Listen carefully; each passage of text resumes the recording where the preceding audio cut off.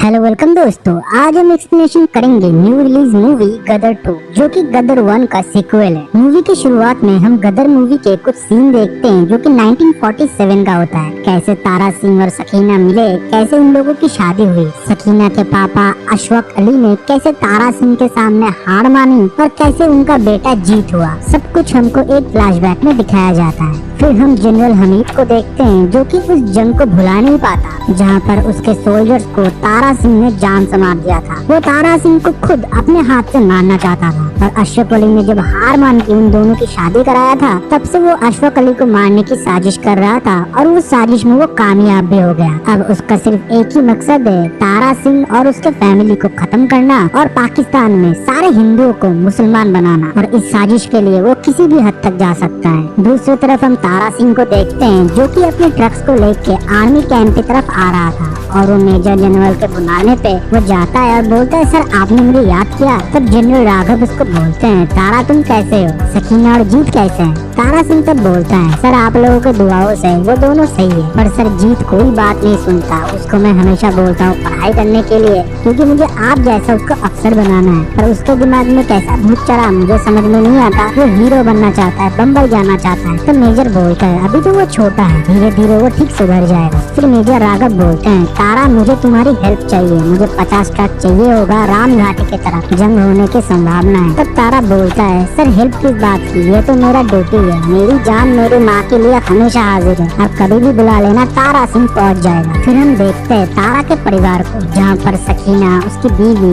जीत, उसका बेटा, वो तीनों अच्छे से रहते हैं। बस तारा चाहता है कि जीत पढ़ के अफसर बन जाए, पर जीत का मन कहाँ पढ़ाई पे बैठता है, वो तो हमेशा नाटक, ड्रामा और उसके साथ बंक मार के सिनेमा भी देखते जाता है। इस बात पे तारा बहुत गुस्सा जाता है और वो सकीना पे गुस्सा होकर बोलता है, तुम्हारे वजह से तुम्हारे बेटे का ये हाल है, उसको खाना मत देना। खुद ही फिर जीत के लिए खाना लेके जाता है और जीत से वो बहुत ज्यादा प्यार करता है, पर जीत के दिमाग में हीरो बनने का भूत इस तरह सवार था कि वो पढ़ाई लिखाई एकदम छोड़ दिया था, क्लास भी बंक करने लगा था। तारा फिर मजबूर होकर उसको चंडीगढ़ भेजता है पढ़ने के लिए। फिर एक दिन रात को सकीना तारा से बोलती है, तुम्हें पता है जब तुम मुझे हिंदुस्तान लेके आए थे अम्मी मुझे खत लिखा करती थी कि पापा रात रात भर रोया करती है कि मेरी बच्ची मेरे पास नहीं है। सारे माँ बाप के पास उनके बच्चे उनके लिए सबसे कीमती चीज होता है। फिर हम देखते हैं राम घाट के सरहद पर हिंदुस्तान और पाकिस्तान के बीच में जंग चल रहा था और कमांडर बोलता है, सर उनके पास एमिनेशन है और हमारे पास हथियार है, पर वो नीचे है, हमको पहाड़ तक लेके जाना पड़ेगा। तब मेजर बोलता है, तुम थोड़ा रुको, मैं ट्रक भिजवाता हूँ, और वो ट्रक लेके आता है तारा सिंह। और तारा मेजर से बोलता है, साहब आप चिंता मत करो, उनको बस मेरा नाम बता देना कि तारा सिंह आया है, उनके लिए मेरा नाम ही काफी है, मैं पूरा हथियार सर ऊपर तक पहुँचा दूंगा। फिर तारा और उसके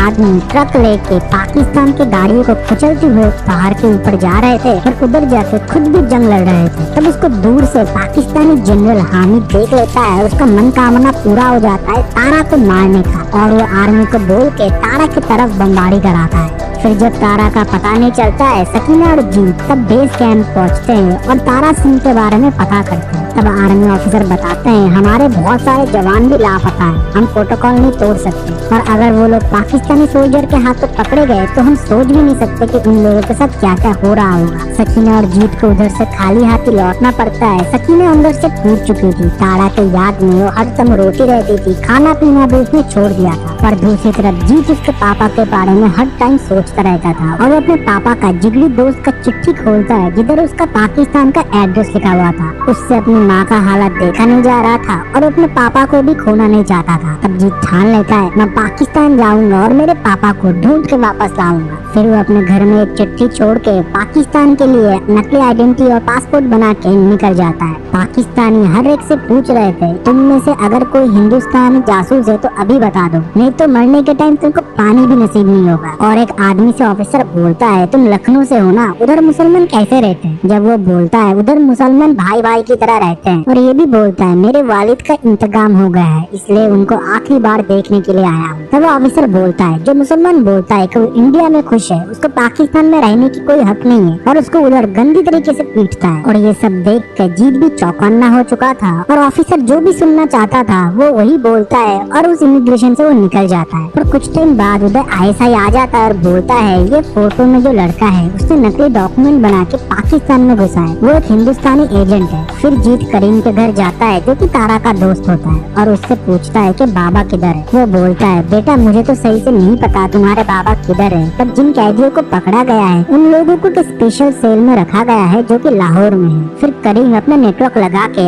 आजम मियाँ के घर जीत को खाने की काम में लगाता है और जीत उधर जाके सबसे घुल मिल जाता है और सबसे ज्यादा मुस्कान से, जो कि आजम मियाँ की बेटी होती है। असलियत में मुस्कान को फिल्मों का बहुत शौक था और आपको तो पता है जीत क्या बनना चाहता है। वो उन दोनों घुलने मिलने लगे, धीरे धीरे घुलने मिलने प्यार में बदल गया। और दूसरी तरफ जीत प्लान बनाता रहता है कैसे वो अपने पापा को चुरा के इस देश से निकलेगा। फिर ईद के अगले दिन मुस्कान उसको प्रपोज करता है और बोलता है मेरा जीवन साथी तुम बनोगे। फिर अगले दिन जीत गायब होता है और करीम चाचा से जीत जाके बोलता है मैंने मुस्कान को अंधेरे में रखा है, मुझे कोई हक नहीं बनता उसका दिल तोड़ने का। मेरा असली मकसद वो जब जानेगी वो मुझसे नफरत करेगी। उसके पीछे तो मुस्कान खड़ी थी। वो पूछता है तुम्हारा असली मकसद क्या है। जीत तब उसके सामने सब कुछ कन्फेस करता है कैसे उसके पापा को पकड़ लिया गया और फिर वो उनको ढूंढने के लिए इधर आए हैं और उनको लेके इधर से चला जाएगा। वो कोई जासूस नहीं है, तो मुस्कान भी उसका साथ देता है। फिर ईद के खाना पहुँचाने के लिए मुस्कान और जीत लाहौर जुल गए और तब जीत का मुलाकात हामिद से होता है जो कि बहुत ही बेरहम होता है और वो हर एक कैदी को जानवरों की तरह पीट रहा था और उन्हें देख के जीत बहुत रो रहा था। फिर उस दिन रात को मुस्कान के घर आयशा आते हैं और वो जीत को ढूंढने लगते हैं। उनको सब कुछ पता चल गया था और जीत रात के अंधेरे में जेल पहुंचता है अपने पापा को ढूंढने के लिए। तब एक कैदी बोलता है बेटा तारा सिंह को तो उन्होंने पकड़ा ही नहीं, जब उन्होंने बमबारी की थी तारा सिंह नदी में गिर गए थे और उन लोगों ने हम लोगों को पकड़ लिया। और दूसरी तरफ तारा घर पहुंचता और सकीना को सारी बात बताता है कैसे वो नदी से गिर गया, वो कोमा में चला गया था, वो चाह के भी ना घर पहुंच सकता था न किसी से खबर भिजवा सकता था। और जब उसको पता चलता है कि उसको बचाने के लिए जीत पाकिस्तान गया है, वो गुस्सा और इमोशनल दोनों एक साथ होते हैं और सकीना से वादा करता है मैं जीत को वापस ले आऊंगा, तू चिंता मत कर। फिर तारा पाकिस्तान के लिए रवाना होता है और रास्ते में उनको अपनी फैमिली के हर एक मेमोरी याद आता है। फिर तारा पाकिस्तान पहुंचता है, उधर हिंदुओं को मुसलमान बनाया जा रहा और हिंदुस्तान मुर्दाबाद के नारे लगाया जा रहा था। उस माहौल को देख के वो चुपचाप उधर से निकल के करीम के घर पहुंचता है, पर करीम उधर नहीं था। पर रास्ते से उसको इकबाल उठा लेता है। इकबाल तारा का दोस्त होता है और वो करीम से उसका मुलाकात कराता है। फिर उसको जीत के बारे में पता लगता है कि जीत को पकड़ लिया है। दूसरी तरफ हामिद जीत को बहुत पीटता है और जीत तब बताता है अगर मेरे पापा को एक बार पता लग गया ना तूने मेरा ऐसा हालत किया है, तेरा सर तेरे घर से अलग कर देंगे। और हामिद ने मुस्कान को भी मजबूर कर दिया था ये बोलने के लिए कि जीत ने उसका बलात्कार किया है। और ये बात बोलने से आवाम भी जीत पे भड़क जाता है और उस पर पत्थरबाजी करने लगता है। और तभी तारा सिंह का एंट्री होता है। ये एंट्री बहुत ही ग्रांड था और आपको देखने में बहुत मजा आएगा। तारा तब आके बोलता है पाकिस्तान से ज्यादा मुस्लिम हिंदुस्तान में है, अगर जितने मुसलमान अभी पाकिस्तान में हैं उनको मौका मिले हिंदुस्तान में बसने का, तेरा पाकिस्तान कटोरा लेके खड़ा होगा, भीख देने के लायक भी कोई नहीं बचेगा। फिर क्या घमासान एक्शन शुरू होता है भाई, बहुत ज्यादा एक्शन होता है। फिर हामिद के बेटे को चारा बना के बाप बेटे दोनों उधर से निकल जाते हैं और रात को कर्नल हमीद को बुला के बोलता है तुम्हारे पास 72 घंटे हैं, अगर तो उन लोगों को पकड़ ले नहीं तो खुद की मुंडी मेरे जूते के सामने लाके रख देना। फिर वो लोग सकीना से बात करते और बोलते हैं हम लोग ठीक है। और करीम बताता है भाईजान पूरे बॉर्डर को हमीद ने सील करा दिया है, हमारा अभी निकलना इधर से बहुत ही मुश्किल है। तभी एक पाकिस्तानी सोल्जर आता है और उन पे गोली चला देता है। फिर क्या बीच बीच में जो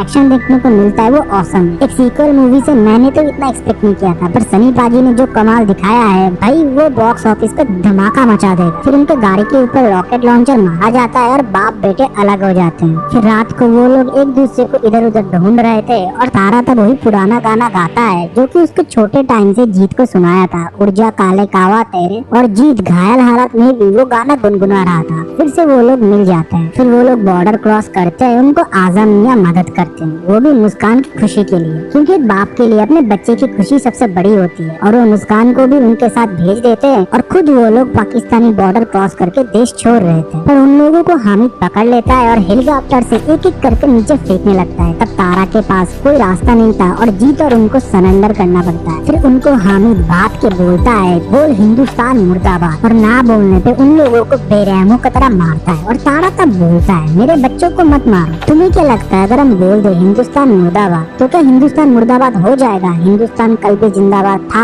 आज भी जिंदाबाद है, आगे भी जिंदाबाद ही रहेगा। फिर जब हामिद हिंदुस्तान को मिटाने की धमकी देता है तारा तब गुस्सा जाता है और फिर से एक्शन शुरू हो जाता है। तारा तब इन लोगों को कुत्ते की तरह मारने लगता है और हर जगह बमबारी होने लगता है। इस बार तो टैंक से भी फाइट होते हुए दिखाया गया है। हामिद जब तारा का पीछा करता है उसको पता ही नहीं चलता है कि हिंदुस्तान बॉर्डर के अंदर आ चुका है। तब हिंदुस्तान आर्मी उनको पकड़ लेते हैं और फिर तारा उसे एक बार फिर मौका देता है अपनी गलती सुधारने का और बोलता है दुश्मनी भुला के बच्चों को अपना लो। पर हामिद का नस्ल ही कुछ अलग था, वो नहीं मानने वाला था। वो जब पीछे से तारा को मारने के लिए जाता है तब इंडियन आर्मी उस पर गोली चला देता है और इधर ही कहानी खत्म हो जाता है। आई होप आपको एक्सप्लेनेशन पसंद आया हो। अगर पसंद आता है तो वीडियो को लाइक करो, चैनल को सब्सक्राइब करो, कमेंट सेक्शन में अपना ओपिनियन दो। तब तक के लिए बाय बाय, सी या।